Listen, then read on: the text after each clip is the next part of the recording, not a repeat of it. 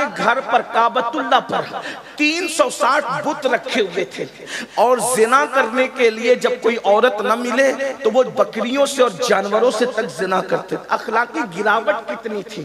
اور سب سے بڑی بات یہ، آج جو دہشت گرد لوگ ہیں ان کی تو ہم لوگ مخالفت کرتے ہیں دہشت گردوں کی، لیکن آپ کی خاص نوجوانوں کی خاص توجہ، آج کے دہشت گردوں کی اہل سنت نے ہمیشہ مخالفت کی ہے، کیونکہ ہم صوفیہ کے ماننے والے لوگ ہیں۔ ہمارے یہاں کسی کے ہاتھ کی مالا توڑنا بھی جائز نہیں ہے۔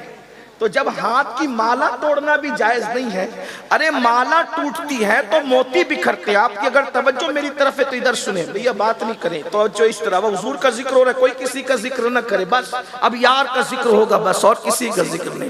توجہ فرمائیں، مالا ٹوٹتی ہے تو موتی بکھرتے ہیں، لیکن جب سر کسی کا الگ کیا جاتا ہے تو اس کا پورا خاندان بکھرتا ہے نا۔ تو ہمارے یہاں جب مالا توڑنے کی کسی کے ہاتھ کی اجازت نہیں ہے تو پھر کسی کا سر کاٹنے کی اجازت کیسے ہو سکتی ہے؟ جس مذہب میں وضو کرتے وقت پانی ضائع کرنے کی اجازت نہیں ہے، جبکہ ہمارے یہاں وضو عبادت ہے، تو جب عبادت کے نام پر پانی ضائع کرنا حرام ہے تو بغیر عبادت کے کسی کے خون کو ضائع کرنے کی اسلام اجازت کیسے دے سکتا ہے؟ ہمارا مذہب امن کا مذہب ہے، شانتی کا مذہب ہے، سکون کا مذہب ہے، دہشت گردی کی ہمارے یہاں اجازت نہیں۔ ہمارے یہاں تو اللہ اکبر اتنا بھی احتیاط ہے، اگر کوئی سو رہا ہو تو اتنی زور سے سلام مت کرو کہ اس کی نیند میں خلل آئے۔ ہمارے یہاں سونے والے کو اس کی نیند کا خیال ہے، نیند کا خیال، تو جب لوگوں کی نیند کا خیال ہے تو لوگوں کی زندگی کا کتنا خیال ہوگا، لوگوں کے خاندان کا کتنا خیال ہوگا، لوگوں کی خوشیوں کا کتنا خیال ہوگا، لوگوں کے ارمانوں کا کتنا خیال ہوگا۔ لیکن لوگوں نے دین سمجھا نہیں، اسلام سمجھا نہیں، اسلام کے خلاف بکواس کرتے رہتے ہیں۔ لیکن ہماری ذمہ داری ہے کہ ہم اپنی ذمہ داری پوری کریں۔ تو ہم صوفیہ کے ماننے والے دہشت گردی کی اور دہشت گردوں کی مخالفت ہم نے ہمیشہ کی ہے۔ لیکن ایک بات میں آپ کے سامنے رکھنا چاہتا ہوں، رسول اللہ کی آمد کے بعد دنیا میں جتنے بھی دہشت گرد بعد میں پیدا ہوئے وہ لوگ چھوٹے درجے کے دہشت گرد ہیں۔ کیوں؟ کیونکہ ہر دہشت گرد دوسروں کے بچوں کو مارتا ہے، اپنے بچوں کو نہیں مارتا، بلکہ دوسروں کے بچوں کو بھی وہ مارتا ہے تو اپنے بچوں کی خوشی کے لیے مارتا ہے نا؟ یہی ہے۔ لیکن جب وہ قطب اور ابدال کسی صحابی کے قدموں کے مرتبے کو نہیں پہنچ سکتے، بس یہی بات ہے۔ اس لیے ہمارے صحابی کا احترام کرتے ہیں، ان کے بارے میں ہلکی بات سوچنا، ہلکی بات کرنا ہمارا مسلک ہی نہیں ہے۔ جیسے ہم ہر نبی کی تعظیم کرتے ہیں، ہر صحابی کی تعظیم کرتے ہیں، ہر اہل بیت کی تعظیم کرتے ہیں، ہر ولی کی تعظیم کرتے ہیں، بھائی جو ہمارا مسلک ہی مکمل ادب ہے۔ اہل سنت کا ہے بیڑا پار، اصحاب حضور نجم ہے اور ناؤ ہے، اطرت رسول اللہ کی۔ ہمارا تو حال یہ ہے کہ خدا نے دو ہاتھ ہمیں اس لیے عطا فرمائے ہیں، ایک ہاتھ میں صحابہ کا دامن ہے اور ایک ہاتھ میں اہل البیت کا دامن ہے۔ لیکن صرف وہ حالات سمجھ میں آ جائے، وہ اپنے بارے میں جو کہہ رہے ہیں اپنے الفاظ کے جامع میں، وہ کہتے ہیں آقا ہم اتنا ظلم کرتے تھے یا رسول اللہ، میں وہ باپ ہوں کہ جس نے اپنے ہاتھوں سے اپنی 4 بیٹیوں کو، ایک روایت کے مطابق 5 بیٹیوں کو، ایک روایت کے مطابق 7 بیٹیوں کو، بہرحال جو بھی ہے، لیکن میں یہاں 4 کا تذکرہ کر دوں یا رسول اللہ، میں نے اپنے ہاتھوں سے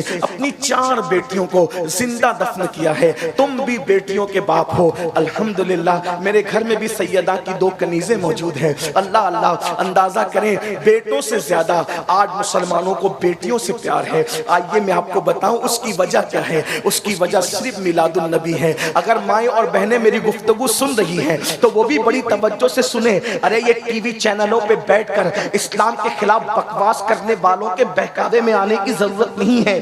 دنیا نے تو تمہیں کیا سلوک کیا تھا، ذرا توجہ سے سنو میری بہنوں، وہ صرف آمنہ کا لال ہے۔ رسول اللہ، پھر جلدی جلدی میں نے اس کو دفن کیا، اور جب دفن کر کے میں لوٹ رہا تھا تو میں بہت خوش تھا، سینہ تان کے لوٹ رہا تھا۔ شیطنت دفن کر دی، نحوست دفن کر دی، بے برکتی دفن کر دی، مگر یا رسول اللہ جب میں لوٹ رہا تھا خوش خوشی خوشی تو میرے ضمیر پہ ایک بوجھ تھا، یوں لگتا تھا جیسے صدائے باز گشت کے طور پہ اب بھی وہ جملے میرے کانوں سے ٹکرا رہے ہیں، بابا مجھ سے غلطی کیا ہو گئی، میرا قصور تو بتائیں نا بابا، میں نے غلطی کیا کی ہے؟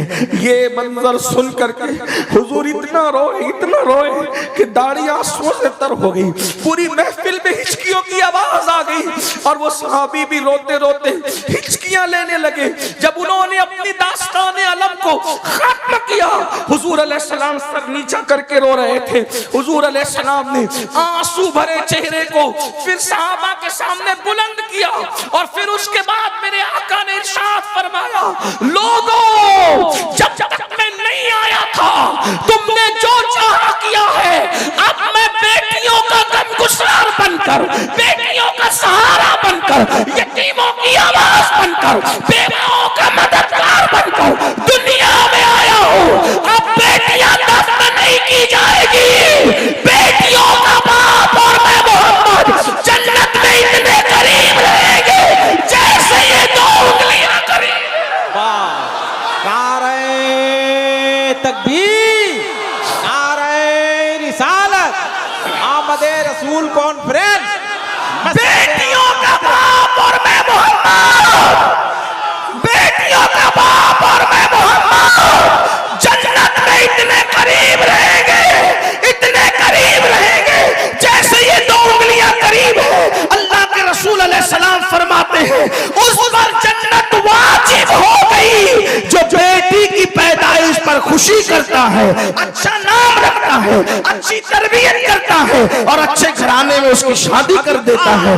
اللہ اکبر۔ فرمایا میں محمد بیٹیوں کا باپ بن کر کے آیا ہوں۔ یہاں تک کہا گیا اللہ اکبر، جب کسی کے گھر میں بیٹی پیدا ہوتی ہے تو فرشتے اس کے گھر میں نازل ہوتے ہیں، فرشتے نازل ہوتے ہیں اور چاروں طرف سے اس کو گھیر کے کہتے ہیں، اے ننھی جان سے پیدا ہونے والی ننھی جان، جب تک تو اس گھر کے اندر موجود رہے گی ہم بھی تیرے ساتھ ساتھ اس گھر میں موجود رہیں گے۔ یعنی کہ بیٹوں کے باپ کو توجہ کرنا، بیٹوں کا باپ ہونا عیب کی بات نہیں، اللہ بیٹوں کا باپ بھی سب کو بنا، اس سے نسل چلتی ہے، لیکن بیٹوں کے باپ کو برکت کے تعویذ کی ضرورت پڑ سکتی ہے۔ بیٹی ہونا وہ فضیلت ہے کہ جب تک بیٹی گھر میں تب تک رحمت کے فرشتے گھر میں رہتے ہیں۔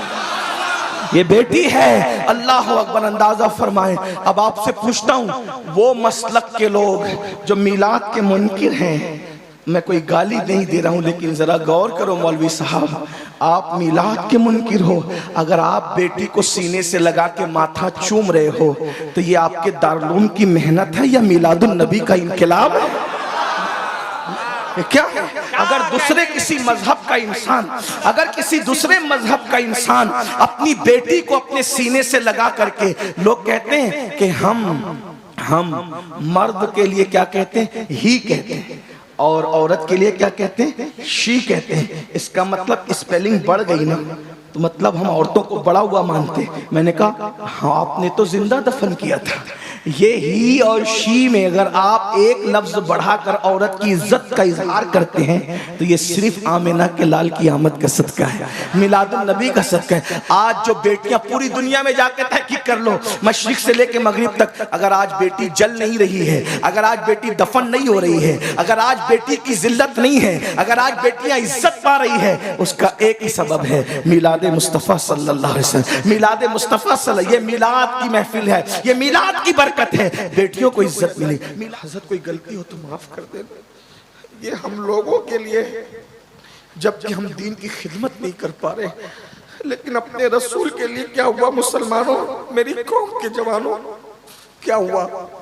آقا فرماتے دو قطار لگا کر کے وہ کھڑے تھے اور مجھ پہ پتھر مار رہے تھے، پتھر سر سے لے کر کے پیر تک مارتے تھے، لیکن خاص طور پہ عائشہ وہ میری پنڈلیوں پہ پتھر مارتے تھے، نالین خون سے بھر گئی تھی، نالین خون سے بھر، مجھ سے کھڑا نہیں رہ جاتا تھا، میں بیٹھ جاتا تھا۔ عائشہ جب میں بیٹھ جاتا تھا تو وہ دونوں طرف سے میرے بازو پکڑ کے اٹھا کے کھڑا کرتے تھے اور کھڑے کر کے پھر مجھے مارتے تھے۔ یہ حضور کی محنت تھی۔ آج حضور کی محنتوں پر کس کو احساس؟ باپ کی محنتوں کا احساس فجر کی نماز میں بے سد سو کر کے مسجدوں کو ویران کرنے والوں، کیا سمجھتے ہو کہ صرف جھنڈے اور کمکمے اور یہ جلسے تمہیں قیامت کے دن بخشوا لیں گے حضور کی محنتوں کا احساس کیے بغیر؟ یقیناً یہ بخشش کا ذریعہ ہے، مجھے انکار نہیں ہے، میں فکر رضا کا الحمدللہ غلام ہوں، میرے امام کے افکار ہمارے لیے مشعل راہ ہے، لیکن سنیوں میلاد کے جلسے میں آنے والوں، ذرا سوچو جب تم فجر کی نماز میں سوتے پڑے رہتے ہوں گے تو حضور کا یہ جسم زخمی کیا گیا تھا، حضور کے دل پہ کیا گزرتی ہوگی؟ ہاں رات کے 3 بجے تک جب تم زنا کی فلمیں دیکھتے ہو، عاشقان رسول جلسوں میں کہتے ہو نبی کے نام پہ جان قربان کریں گے، اور نرم گدوں پہ لیٹ کر کے جب تم گندی فلم دیکھتے ہو تو رسول اللہ کے دل پہ کیا گزر؟ اسی دن کے لیے میں نے طائف میں پتھر کھائے تھے۔